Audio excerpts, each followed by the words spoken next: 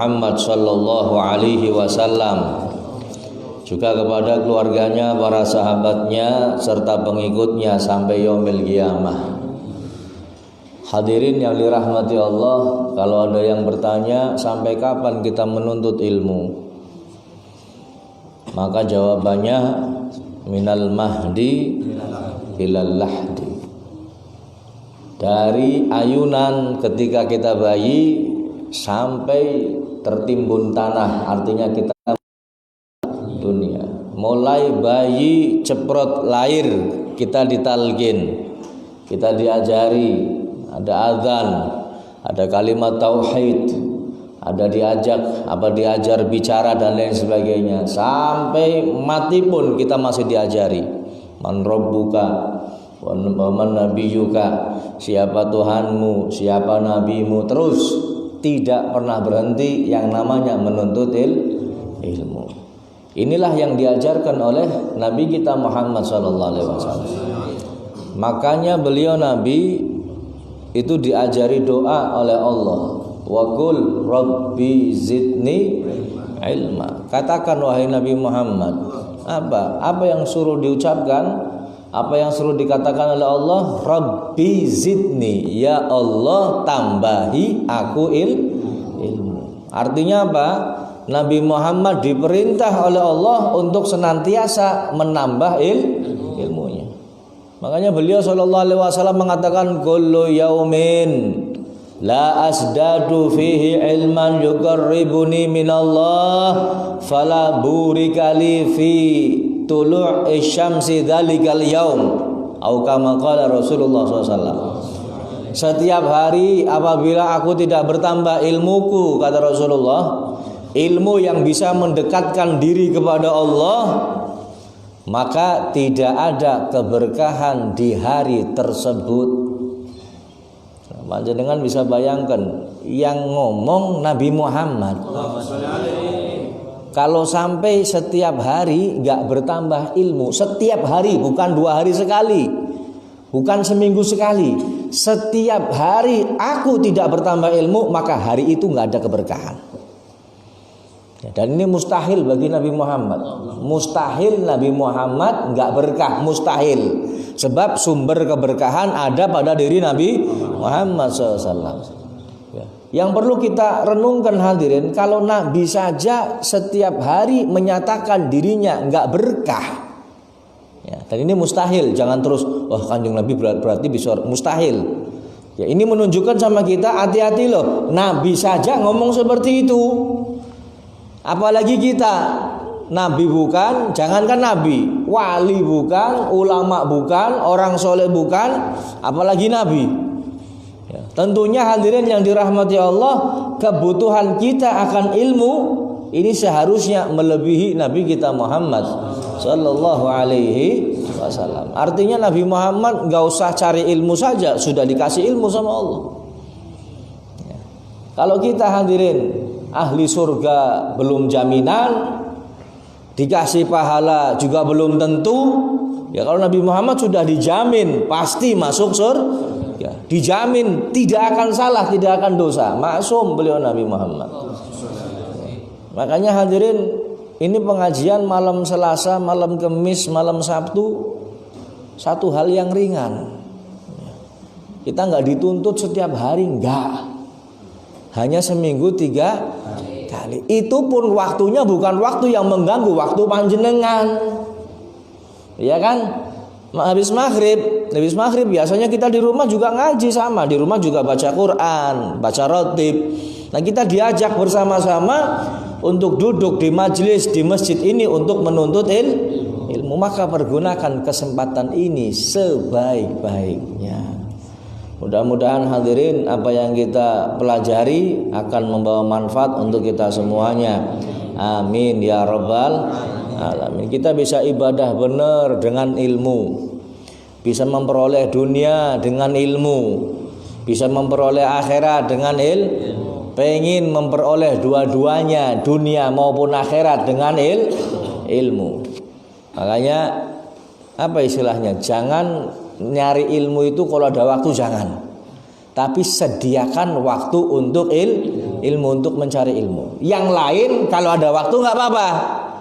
Tapi kalau menuntut ilmu jangan pekerjaan sampingan, tapi pekerjaan utama. Jadikan menuntut ilmu seperti kita butuh untuk makan.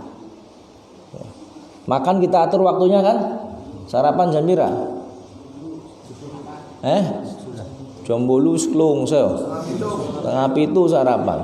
Makan siang jam berapa? 12. Kita atur waktunya, ya kan? Diatur waktunya. Beda sedikit, wah sudah gemboran wetenge kita orang. Cacing wis pada konser. Malam ada waktunya, sore, tapi kadang-kadang nasi wong mangane sedina ping 4. Bib nyonto ora mangan, asli sung ora mangan. Esuk nyarap. Awan laut. Sore nyore. Orto mangan yang beb, tapi nyarapan pada begor. Ya, ini ada aturan waktunya hadirin. Begitu juga ilmu. Jadikan, oh saya punya jadwal pengajian. Kapan? Malam Selasa, habis maghrib. Luangkan waktu. Ya, kabari sama teman-temannya kalau bisa. Leman ketemu nyong aja malam Selasa, aja malam Kamis, aja malam Sabtu. Ini jadwal wajib kita. Oh beb wajib. Ya nuntut ilmunya wajib. Nuntut ilmunya wajib. Ya. Kalau panjenengan mau jadikan ini waktunya waktu wajib untuk menuntut ilmu, yaitu antara panjenengan dengan Allah Subhanahu wa taala. Tapi yang jelas hadirin, jangan ditinggal perkara ilmu agama. Ini yang akan menyelamatkan kita dunia maupun akhirat. Ya. Bahkan di saat zaman fitnah seperti zaman ini, maka orang-orang yang berilmulah, yang memiliki ilmu inilah yang akan selamat dari berbagai macam fitnah yang terjadi di akhir zaman ini. Mudah-mudahan kita termasuk orang yang selamat. Amin. Kita, keluarga kita, kerabat kita, seluruh famili, kaum muslimin, teman dan lain sebagainya mudah-mudahan diselamatkan oleh Allah Subhanahu wa taala. Kita lanjutkan hadirin hadis yang ketiga dari bab fil amri bil muhafadzati ala sunnati wa adabiha. Bab di dalam perintah untuk menjaga sunnah dan adab-adabnya Nabi kita Muhammad sallallahu alaihi wasallam. As-salitsu, hadis yang ketiga, an Abi Hurairah radhiyallahu anhu, dari sahabat Abu Hurairah, semoga Allah meridhoinya, anna Rasulullah sallallahu alaihi wasallam qal, sesungguhnya Rasulullah sallallahu alaihi wasallam bersabda, kullu ummati yadkhulunal jannah illa man aba. Kata Nabi Muhammad, semua umatku kata Rasulullah akan masuk surga. Illa man aba, kecuali orang yang tidak mau. Orang yang enggak mau. Ya, artinya sebenarnya bukan neraka, enggak. Semuanya masuk surga kata Rasulullah, kecuali yang enggak mau masuk surga. Maka qila, sahabat pun bertanya, waman ya'ba ya Rasulullah, yang enggak mau siapa ya Rasulullah? Kok ada orang edan nemen gitu, kok enggak masuk akal, enggak mau masuk surga. Siapa ya Rasulullah? Qala man ata'ani dakhalal jannah, siapa yang taat kepadaku, taat kepada Rasulullah, dakhalal jannah, masuk surga. Taat sama Nabi Muhammad masuk surga. Waman asoni, siapa yang maksiat kepadaku, siapa yang enggak nurut perintahku kata Rasulullah, faqad aba, maka berarti orang ini tidak mau masuk surga. Ini bahasa indahnya Nabi Muhammad, bahasa indahnya Rasulullah. Saking penginnya beliau umatnya tidak kepengin masuk neraka, Nabi Muhammad ngomongnya seperti ini. Kalau saya yang ngomong, kalau pakai bahasa Indonesia, ataupun pakai bahasa lawan kata bahasa Arab, siapa yang taat kepadaku masuk surga, siapa yang maksiat masuk. Harusnya kan kayak gitu. Nabi Muhammad nggak ngomong seperti itu, hadirin. Kanjeng Nabi Muhammad SAW saking menginginkannya kita masuk surga, beliau mengatakan, waman asoni, siapa yang tidak taat kepadaku, maksiat kepadaku, berarti tidak mau masuk surga. Nah, ini panjenengan punya nabi luar biasa, nabi yang perhatian sama panjenengan, sampai beliau mengatakan, wallahi demi Allah, la ardo wa wahidun min ummati dakhalan nar. Demi Allah, kata Rasulullah, aku tidak ridho satu pun dari umatku masuk neraka. Allahumma sholli ala Muhammad. Allahumma sholli ala Muhammad. Allahumma sholli wa sallim ala sayyidina wa maulana Muhammad. Makanya hadirin, kalau ada ajaran Nabi, apapun ajarannya, ringan ataupun berat, mampu ataupun tidak mampu, taati. Yakini kalau itu perintah Nabi, itu ajaran Nabi. Kemudian semaksimal mungkin kita kerjakan ajaran Nabi.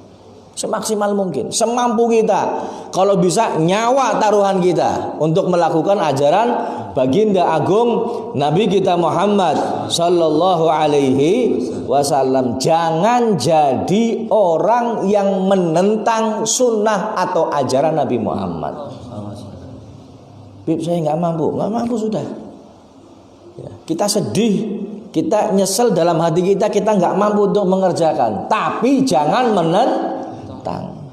Juga jangan mengolok-olok, jangan menghina sunnah Nabi kita Muhammad sallallahu alaihi wasallam. Ingat firman Allah kemarin yang kita baca dalam ayat ini, dalam pertama kita membahas tentang bab ini. Falyahdharil ladzina yukhalifuna an amrihi an tusibahum fitnah au yusibahum adzabun alim. Hati-hati, kata Allah, waspada. Siapa? Mereka yang menyelisihi dari perintahnya. Nya di sini siapa? Nabi Muhammad SAW. Siapa yang menyelisih perintahnya, kata Allah Subhanahu wa taala, antusibahum fitnah au yusibahum adzabun alim, maka Allah akan berikan cobaan dan juga akan diberikan azab yang sangat pedih. Ada yang mengatakan yang dimaksud antusibahum fitnah, diberi cobaan apa? Balaun fid dunya, dikasih bala di dunia. Na'udzubillahi min dzalik. Antusi au yusibahum adzabun alim, atau diberikan azab yang sangat pedih, maksudnya apa? Waji'un fil akhirah, dikasih kesengsaraan dan penderitaan di akhirat nanti. Na'udzubillahi min dzalik. Makanya hadirin yang dirahmati Allah, semaksimal mungkin apa yang menjadi ajaran Nabi kita lakukan semampu kita. Yang wajib jelas tidak ada kompromi. Kalau wajib tidak ada kompromi. Yang sunnah ini hadirin, yang sunnah mulai dari bangun tidur sampai tidur kembali. Banyak sekali kesunahan Nabi Muhammad. Sahabat Salman Al-Farisi pernah mengatakan, "Allamana Rasulullah sallallahu alaihi wasallam kulla syai' hatta al-qiraah." Rasulullah telah mengajarkan kepada kami semuanya, segala sesuatu. Hatal khiraah, sehingga urusan kotoran. Urusan apa? Kotoran. TA1, urusan kotoran diatur sama Nabi kita Muhammad sallallahu alaihi wasallam. Makanya hadirin yang dirahmati Allah, ya, ikuti Nabi Muhammad, insyaallah selamat. Ada sahabat datang. Sahabat datang saat itu Nabi Muhammad nggak ada di rumah. Kemudian tanya, bagaimana ibadah Nabi Muhammad? Wah, ibadah Rasulullah luar biasa, malam tahajud. Terus kalau siang seringnya puasa. Wah, begitu. Diceritakan ibadah Rasulullah, sampai 3 orang yang datang ini mikir, keluar dari rumahnya Rasulullah langsung, wis mulai hari ini saya tidak akan tidur malam, saya akan tahajud terus. Yang satunya ngomong, mulai hari ini saya nggak akan makan, saya mau puasa terus. Yang satunya ngomong, mulai hari ini saya tidak akan menikah. Hidup saya akan saya gunakan untuk ibadah kepada Allah Subhanahu wa ta'ala. Kemudian Nabi Muhammad dikabari bahwa ada 3 orang datang. Setelah datang diceritain tentang ibadah Nabi, kemudian ngomong seperti itu. Ya. Kemudian akhirnya Nabi Muhammad memanggil 3 orang itu, ngomong, kamu yang ngomong seperti ini, seperti ini, seperti ini, seperti ini. Iya wahai Rasulullah. Ketahuilah wahai fulan, aku ini Nabi, usolli wa anamu. Saya sholat malam, tapi saya juga tidur. Wa asumu, aku pun puasa. Wa uftir, tapi aku juga buka puasa. Wa tazawwajun nisa, dan aku pun menikah dengan wanita. Faman raghiba an sunnati falaysa minni. Siapa yang tidak suka dengan sunnahku, dengan ajaranku, maka bukan golonganku, kata Rasulullah. Artinya apa hadirin yang dirahmati Allah? Yang jadi patokan bukan nafsu kita. Ibadah kadang-kadang ada nafsunya hadirin. Ibadah kadang-kadang ada nafsunya. Puasa, wah nyong kuat. Puasa apa? Puasa apa dong, orang bukaran apa Pak Marno? Pati geni. Anda ngerti pati geni? Hah? Wah ketara roto dolanan. Puasa apa? Malam saya nggak buka. Nafsu ini bukan nafsu. Kalau pakai ajarannya Nabi, puasa dari subuh sampai maghrib buka. Oh saya masih kuat beb, saya masih kuat nahan lapar. Sekalipun masih kuat nahan lapar, kau puasa bukan pakai aturan kamu, tapi pakai aturannya siapa? Nabi Muhammad SAW. Bangun malam, saya nggak tidur beb. Malam saya akan ibadah, pagi saya kerja, awaknya nyong kuat. Iya, tahu, ngerti kamu kuat. Cuman kamu bangun malam bukan ngikuti nafsu kamu. Yang kita ikuti siapa?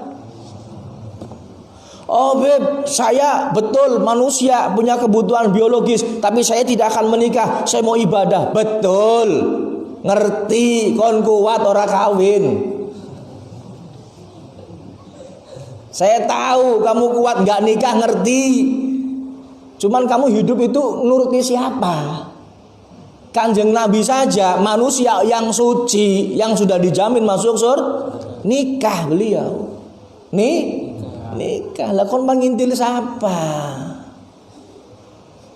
Ada orang datang nggak nikah, disuruh nikah nggak nikah, suruh nikah. Raine kun kayak sedulure setan jadi kan Nabi.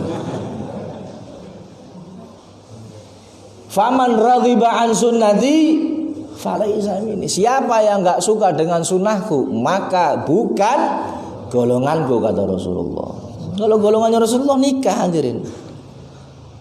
Apa hadisnya Rasulullah? Syirarukum uzzabukum. Kata Rasulullah, orang yang paling jelek di antara kalian orang yang bujang. Orang yang apa? Bujang. Orang panuding paling ekor enak mana?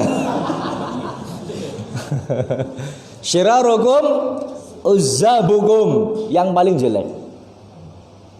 Dan orang mati yang paling jelek di antara kamu adalah orang bujang yang sebelum menikah sudah mati, sudah meninggal. Ya, makanya cepet-cepet nih nikah. Bib, nyong durung mapan. Pan ngenteni pirang tahun. Ini nikah hadirin sunnah. Semuanya pahala, Makanya ibadah yang paling lama dan paling nikmat nikah. Iya Pak Marno. Pak Marno betul. Pan 5 bulan ya. Paling lama dan paling nikmat. Ibadah sholat, saya mau tanya, setiap kali sholat kita berapa menit?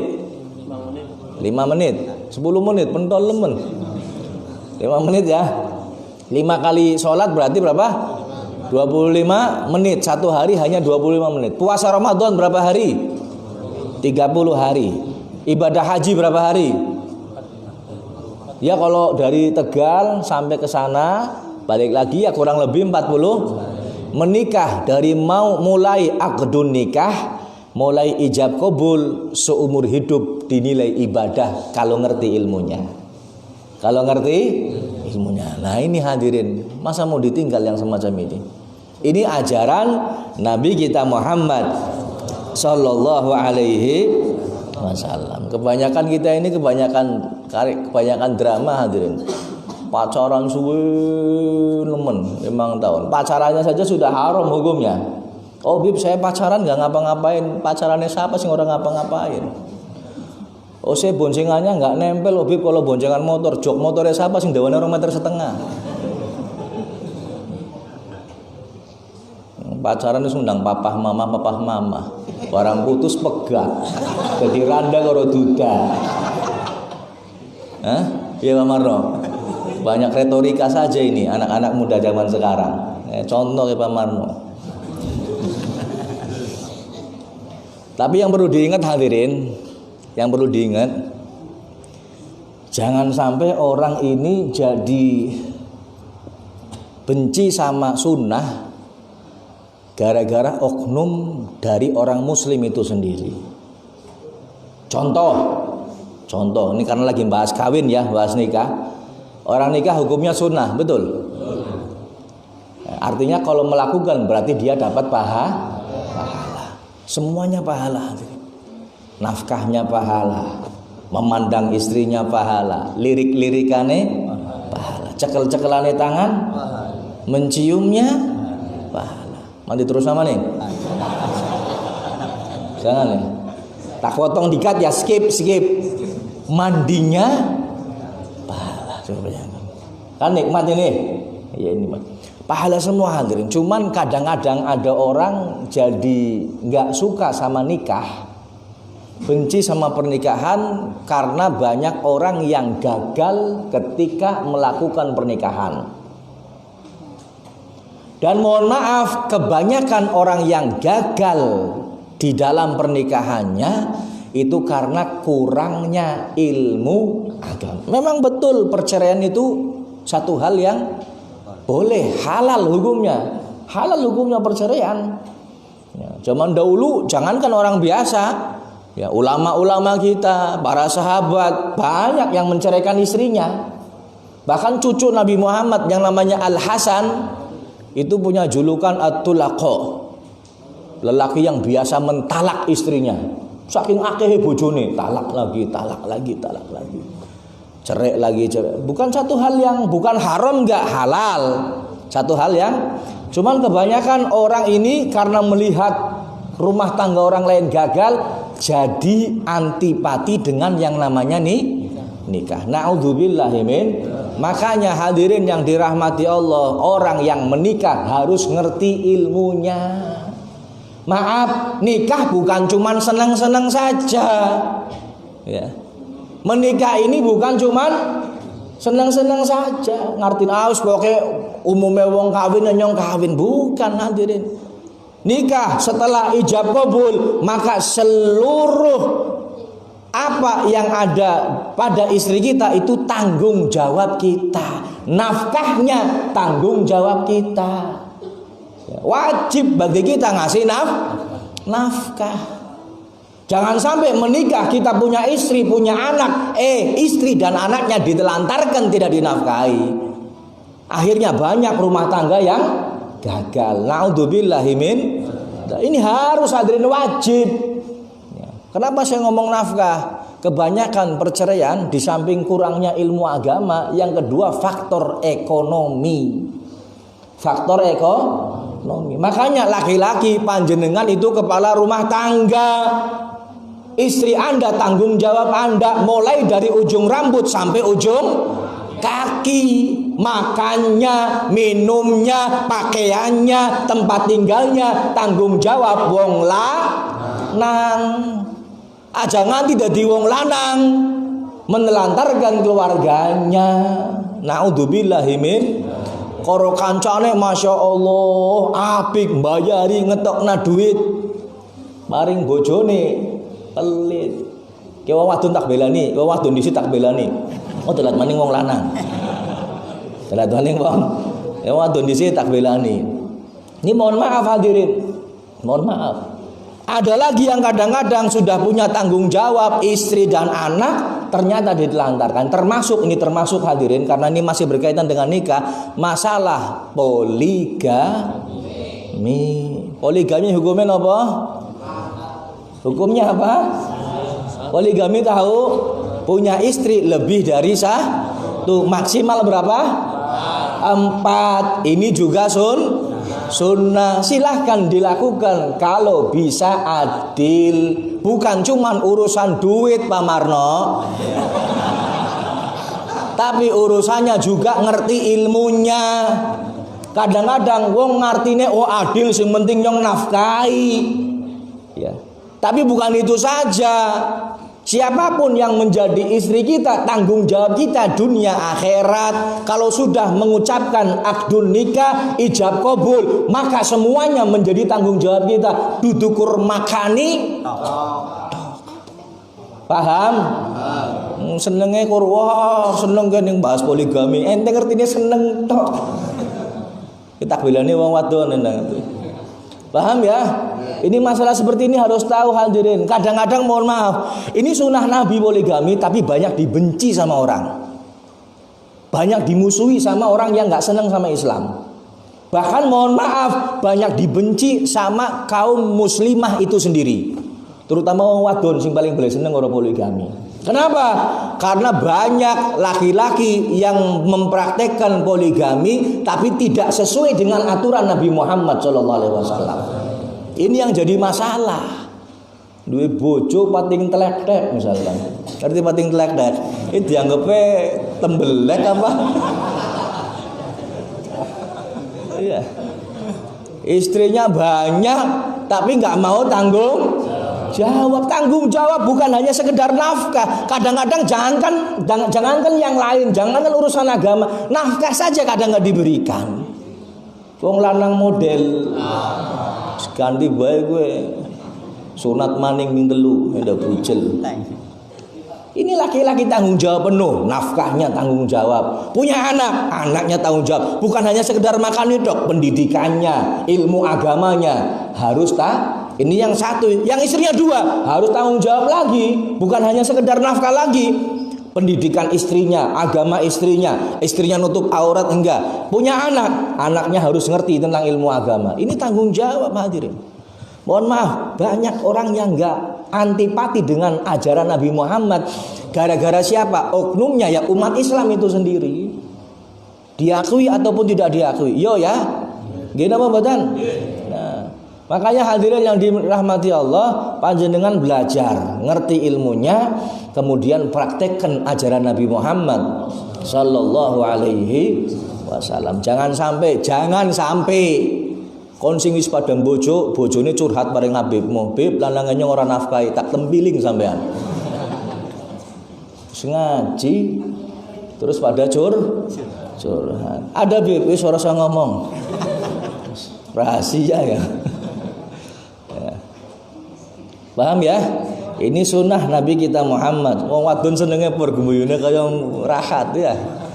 Begitu pula wahai para wanita, suamimu ini wajib ditaati secara mutlak selama tidak memerintahkan untuk maksiat.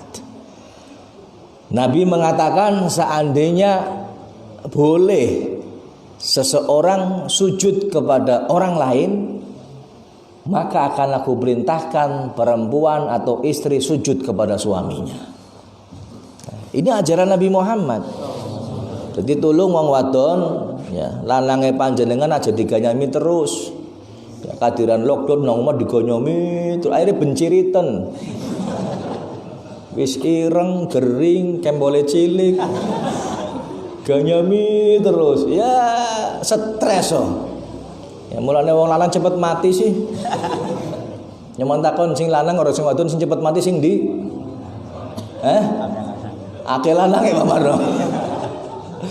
Ya, jadi taat sama suami. Ya. Orang perempuan ini, istri ini lebih wajib taat kepada suami, bukan orang tuanya lagi, bukan. Orang tua sekalipun orang tua kandung yang melahirkan, tapi kalau sudah punya suami maka wajib nurutnya sama siapa? Selama suami tidak memerintahkan maksiat atau perbuatan dosa. Ya, sebab tidak ada ketaatan di dalam kemaksiatan. Paham ya? Niki menikah juga ajaran Nabi Muhammad. Kalau kita mau lihat hadirin ya Allah, kawin ya, tidur barengnya ibadah. Ya, adus barengnya ibadah. Adus bareng ibadah Mamano. Tahu? Hah? Wis. Jadi Pak Mono wis tahu. Kemudian minum segelas berdua ibadah. Sunnah Nabi Muhammad ini. Sering mencium istri.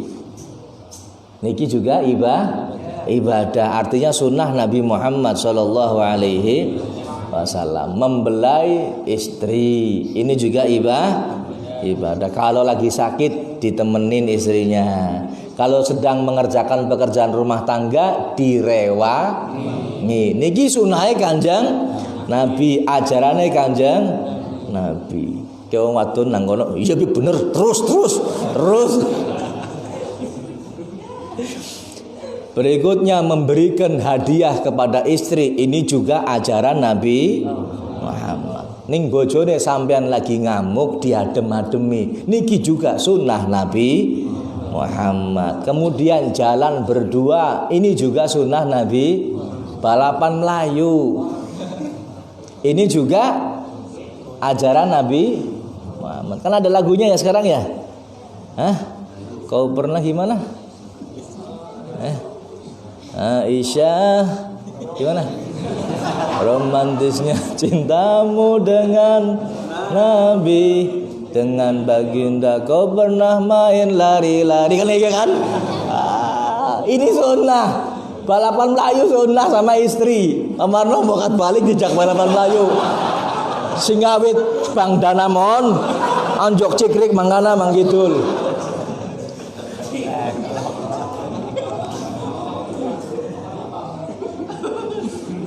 Kemudian memanggil ngundang istri kita dengan dengan kata-kata mesra kayak Rasulullah, ya Humairah, wahai yang pipinya kemerahan.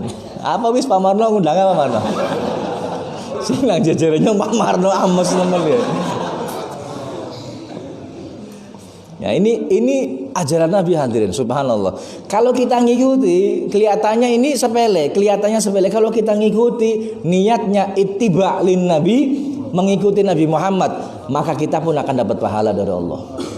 Akan dapat pahala dari Allah Subhanahu wa taala. Siapa yang taat kepadaku kata Rasulullah, maka akan masuk surga. Makanya beruntung suami yang sudah mengerjakan sunnah-sunnah di dalam rumah tangga. Yang belum mengerjakan sunnah tapi sudah menikah, ya praktekkan, semuanya praktekkan. Adus bareng. Praktekkan, ini sunnah baginda agung Nabi Muhammad. Ya. Khairukum li ahli. Sebaik-baiknya kalian, orang yang paling terbaik di antara kalian yang paling baik sama istrinya. Wa ana khairukum li ahli, dan aku orang yang terbaik kepada istriku. Allahumma sholli ala Muhammad. Ya, jadi jangan sampai, sekali lagi ini poin pentingnya hadirin, jangan sampai orang benci dengan ajaran Nabi gara-gara kita. Gara-gara oknum yang ada di antara umat muslim. Orang gak pengen menikah, gak benci sama menikah, benci berumah tangga, gara-gara melihat mungkin suaminya tidak menafkahi istrinya, atau menyakiti istrinya, atau ini dan itu dan sebagainya. Dan perlu kita ketahui hadirin yang dimuliakan Allah, termasuk haknya istri, tidak boleh dipukul dengan pukulan yang membahayakan, dan tidak boleh ditampar di muka. Paham? Orolih nempiling. Ya, terus kepriben bib nyabete, ya nyabete nganggo. Ulama mengatakan pakai siwak sudah gini. Tas ngonong. Ana aja sing gede kayak gene kok aja. Gene kok gede men semene, jangan sakit dia. Yang kecil aja, atau mungkin diselentik lah. diselentik tir ngono. Nah, ini hukuman bagi istri kita. Ya, nggak ada masalah. Cuman tidak boleh dipukul dengan pukulan yang membahayakan atau ditempeleng di muka, nggak boleh. Ini haknya istri. Ribute kayak ngapa, nyetiline ngomongnya kayak ngapa. Misalkan ngomongnya orang enak, tinggal metu bae wis. Tinggal keluar. Ya, seandainya sudah kita nggak kuat keluar. Ya, jangan dihadapi kemudian sampai mukul atau sampai menampar wajah. Dan masih banyak lagi ajaran baginda agung Nabi Muhammad SAW. Setiap perbuatan pasti ada tata caranya. Mulai bangun tidur, kemudian masuk kamar mandi, toharo, pakai baju, berjalan, ya, sampai doa dari rumah ke masjid, ini pun ada. Ya, kemudian cara ibadah di masjid, sholatnya bagaimana, apa saja sholat sunnahnya, ini semua diajarkan oleh Nabi kita Muhammad Sallallahu Alaihi Wasallam. Mudah-mudahan kita bisa melakukannya. Ar-rabi'u, hadis yang keempat.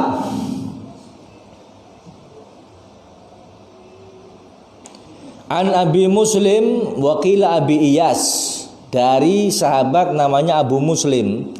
Ada yang ngomong itu bukan Abu Muslim tapi Abu Iyas. Siapa namanya? Salamah bin Amr bin Al-Aqwa radhiyallahu anhu. Namanya sahabat Salamah bin Amr bin Al-Aqwa. Semoga Allah meridhoinya. Ana rajulan akala inda Rasulillah sallallahu alaihi wasallam bishimale. Sesungguhnya ada orang yang makan di sisi Nabi Muhammad dengan tangan kirinya. Makan dengan tangan kiri. Faqala, maka Nabi Muhammad bersabda, "Qul biyaminik, qul biyaminik." Wahai fulan, makanlah dengan tangan kananmu. Nabi kasih nasihat nih. Nabi kasih nasihat. Qala la astati'. Kata orang itu sambil nada ngejek, la astati', saya nggak bisa, saya nggak mampu. Qala, maka Nabi Muhammad mengatakan, lastata'ta, semoga kau tidak mampu, benar-benar nggak mampu kamu. Ma manahu illal kibru, dan tidak ada yang mencegahnya orang itu melakukan atau makan dengan tangan kanannya kecuali karena kesombongan. Jadi orang ini dilarui, sombong, nggak mau, kemudian nantang. Akhirnya Nabi Muhammad mengatakan, wallastata'ta, kamu tidak akan mampu. Fama rafa'aha ila fihi, maka orang itu nggak mampu lagi untuk mengangkat tangannya ke mulutnya. Apa? Lumpuh orang itu karena nggak nurut dengan Nabi kita Muhammad sallallahu alaihi. Ini poin penting di sini hadirin. Satu, makan pakai tangan kanan jelas. Ya, ini perintah Nabi. Yang kedua, kalau dinasehati jangan nantang, jangan sombong, jangan sok tahu, apalagi jangan sok pinter. Loh Bib, saya sudah tahu. Sekalipun panjenengan sudah tahu, kalau dikasih nasihat, nggih, terima kasih, jazakallah khair, Allah yu'tikal afiyah. Ya. Kalau ada orang ngasih nasihat sama kita, sekalipun kita sudah tahu, kita ucapkan terima kasih, jazakallah khair, terima kasih banyak sudah kasih nasihat sama saya.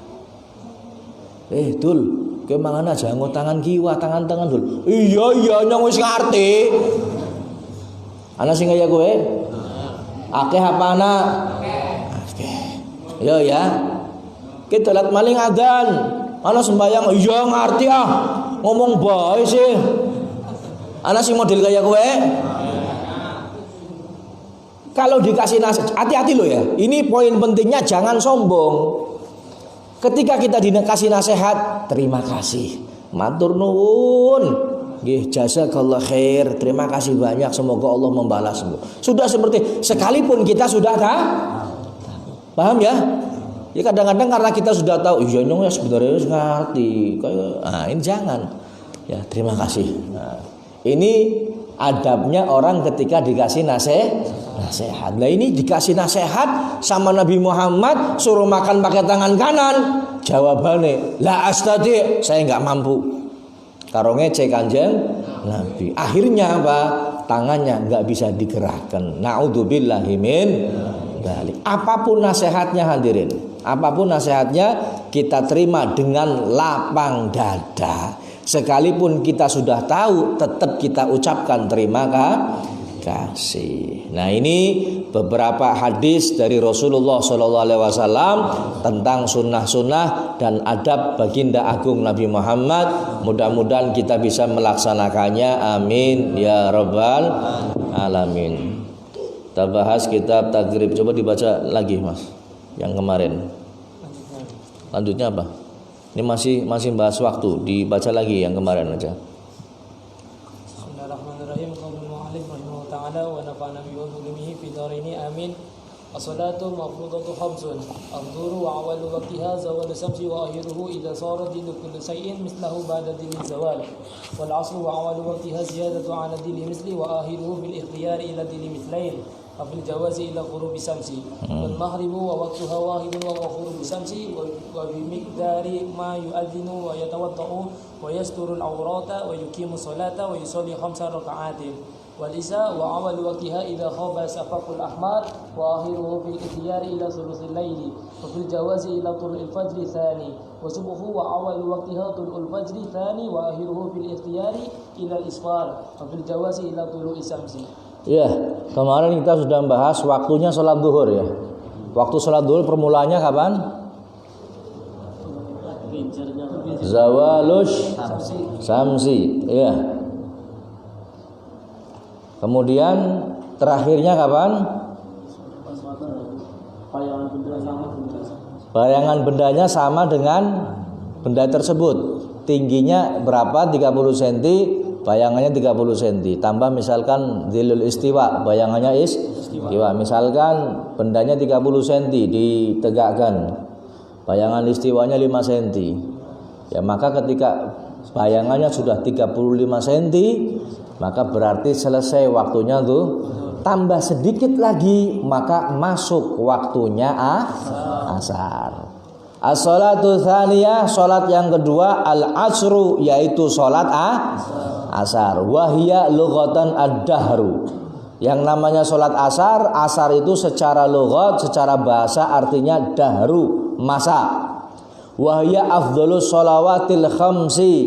Salat asar ini salat 5 waktu yang paling afdol. Kalau jamaahnya ada yang mengatakan subuh, ada yang mengatakan ya jamaah sholat asar. Cuman 5 waktu yang paling afdal sholat apa? Sholat asar. Maka coba ingat-ingat diri kita hadirin. Ingat-ingat diri kita. Pas sholat asar banyak di masjidnya atau banyak di jalannya, atau banyak di kantornya, atau banyak di tempat pekerjaan kita. Ya kan? Coba dibandingkan antara sholat maghrib, isya, subuh, duhur dengan sholat asar. Yang paling sedikit sholat apa coba? Coba ente bilang nang masjid dewek-dewek. Sing paling sacuil sembahyang apa? Asar. Padahal hadirin dalam Al-Quran disebutkan hafidhu ala salawati was salatil wusta wa qumu lillahi qanitin. Jagalah kalian semua, yaitu sholat ya, dan juga sholat wusta. Sholat wusta di sini adalah sholat asar. Ini yang disyaratkan sholat wusta dalam Al-Quran. Yang dimaksud adalah sholat Kapan masuk waktunya?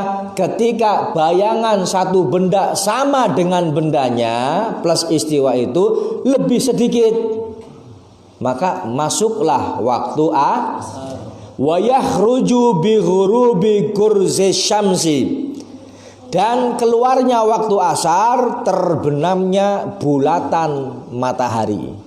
Terbenamnya bulatan matahari, maka berarti keluar waktu asar. Waktu asar juga punya beberapa waktu, sebagaimana waktu duhur punya 6 waktu. Waktu asar punya 7 waktu. Apa saja? Yang pertama waktu fadilah, sama kayak kemarin. Kalau waktu fadilah semuanya sama. Apa itu waktu fadilah? Hah? Hah? Mulai awal waktu sampai selesainya melakukan asbabus sholah atau sebab-sebab sholat, seperti menjawab adzan, bersuci, menutup aurat, menunggu sholat jamaah. Kira-kira mulai awal waktu sampai 20 menit. Kalau waktunya ya, sampai berapa? 20 menit. Ini namanya waktu fadilah. Semua waktu sholat, waktu fadilahnya sama. Mulai awal waktu sampai kurang lebih 20 menit. Kalau mau pakai perkiraan jam atau menit ya. Kemudian yang kedua waktu ikhtiar. Yang kedua waktu ikhtiarnya asar min intihai waqtil fadilah ila masiri dhilli kulli syai' mithlaihi ay marratain. Waktu ikhtiar, apa itu waktu ikhtiar? Waktu yang dipilih oleh syariat setelah waktu fadilah. Artinya boleh kita milih di waktu ikhtiar ya. Kapan waktu ikhtiarnya sholat asar? Yaitu selesainya waktu fadilah sampai bayangan satu benda itu 2 kali panjangnya. Contoh, bayangan bendanya 30 cm, bayangan istiwanya 5 cm, berarti 35 cm ya. Kalau 35 cm lebih sedikit 35 cm, kalau bayangannya 35 cm berarti selesai waktu zuhur. Lebih sedikit berarti masuk asar. Nah, kalau 2 kali 35 cm kali 2 berarti berapa? 70 cm. Kalau bayangan bendanya itu 2 kalinya yaitu 70 cm dalam hal ini contohnya, maka itulah waktu ikhtiar. Selesainya waktu ikhtiar. Paham ya? Selesainya waktu ikhtiar. Kapan Beb? Wis coba praktek dewek nganggo piting apa nganggo kayu. Praktekkan. Kemudian yang ketiga, waktu jawas bila karoha. Ada waktu jawas tanpa karoha. Kapan waktu jawas itu yang tidak makruh? Ya, maksudnya waktu jawas yang tidak makruh. Kapan? Min intihai waktu ikhtiar ilal isfirar. Ya, yaitu selesainya waktu ikhtiar sampai waktu matahari menguning. Menguning bukan putih lagi. Kalau siang hari kan agak putih. Cuman kalau mau sore kan matahari agak kuning ke oren-orenan ya. Kuning ke oren itu waktu isfirar namanya. Ya. Maka itu masuk waktu jawas.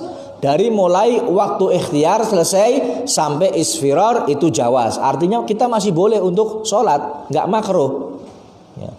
Kalau di sini waktu isfirar itu namanya wahwa, maksudnya wahwa ayyasira syu'a'u syamsi fauqa ru'usil jibalil aliyah.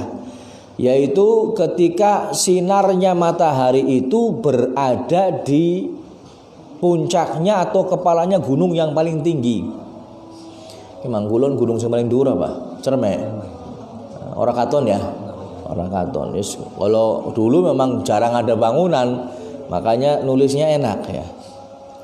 Pun. Kemudian yang keempat, waktu jawas tapi makruh. Waktu jawas tapi dari waktu isfirar sampai dia bisa melakukan sholat, selesai sempurna sholatnya, belum keluar waktu. Boleh, tapi makruh. Kalau makruh berarti lebih baik ditinggal. Boleh hadirin, bukan nggak boleh. Jawas boleh, tapi makruh. Nah, yang kelima ini walaupun boleh, tapi haram. Dia dapat, bukan boleh, dia haram. Ya, kalaupun melakukan berarti ya orang nyandak. Berarti hanya kalau dia sudah bisa menyelesaikan 1 rakaat atau belum menyelesaikan 1 rakaat sudah masuk waktu berikutnya, berarti sholatnya masuknya qadha, bukan adaan lagi tapi qadhaan. Waktu hurmah, waktu haram idza lam yabqa minal waqti qadru ma yas'u shalah. Waktu hurmah itu, waktu haram itu apabila kita melakukan sholat nggak cukup waktunya, kita mengerjakan sebagian waktunya di luar waktu tersebut. Misalkan asar, maghribnya jam setengah 6 lebih 5 menit. Kita sholat setengah 6 lebih 4 menit. Sholat Allahu Akbar, baru 2 rakaat masuk maghrib. Sah sholatnya, Bib. Sah sholatnya. Dihitung adan, tapi khurmah kalau dia sengaja, nggak ada udzur, nggak ada halangan, dia sholatnya seperti itu, maka dia dapat dosa. Khurmah haram waktunya. Paham ya? Naudzubillah min. Kemudian waktu udzur yang keenam, waktu udzur. Waktu udzurnya sholat asar yaitu di waktu zuhur semuanya. Sebab sholat asar itu bisa dijamak, jamak takdim, artinya asarnya ditarik di waktu zuhur. Makanya waktu udzurnya itu adalah waktu zuhur semuanya. Yang ketujuh, waktu darurah. Yang ketujuh, waktu darurat. Idza zalal mani' wa baqiya minal waqti qadru ma yasa'u takbiratal ihram. Apa itu waktu darurat? Contoh, ya, orang yang haid, kemarin sudah dicontohkan. Orang yang haid, ya ternyata haidnya hilang, haidnya selesai.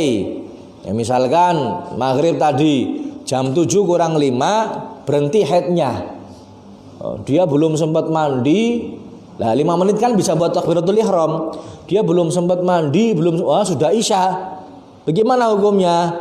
Maka dia mengqadha salatnya maghrib tersebut diqadha, ya, karena dia bisa melakukan takbiratul ihram.